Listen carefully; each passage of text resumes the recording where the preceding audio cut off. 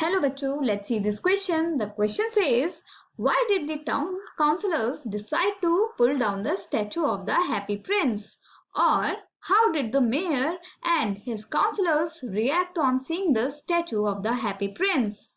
Question में हमसे पूछा जा रहा है कि टाउन काउंसलर्स ने हैप्पी प्रिंस के स्टैचू को हटाने का डिसीजन क्यों लिया या फिर मेयर और उनके काउंसलर्स ने हैप्पी प्रिंस के स्टैचू को देखकर कैसे रिएक्ट किया? Here the key concept says statue of Happy Prince no longer adding beauty to the city. मतलब अब हैप्पी प्रिंस का जो स्टैचू था खूबसूरत नहीं रह गया था और वो सिटी को भी कोई ब्यूटी नहीं दे पा रहा था. The mayor and the town councillors were shocked to see the dull looking statue of the Happy Prince is bereft of his sapphire eyes, ruby studded sword hilt, and gold leaves.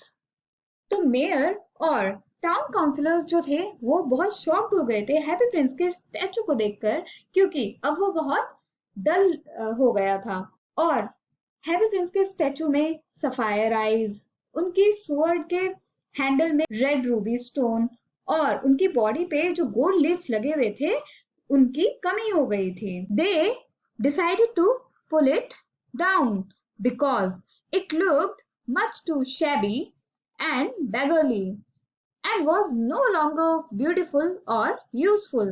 तो अब mayor और town counsellors ने decide किया कि वो इस statue को हटा देंगे क्योंकि अब वो बहुत शैबी मतलब फटा पुराना और गरीब सा दिख रहा है. अब वो बहुत खूबसूरत भी नहीं रह गया है और ना ही यूजफुल रह गया है.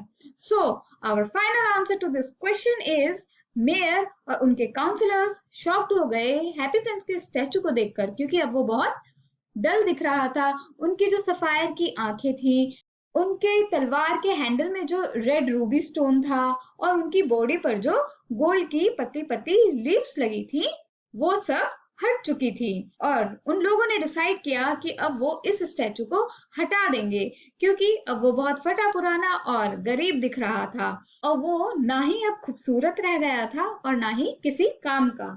I hope you understood it well. Best of luck. Thank you.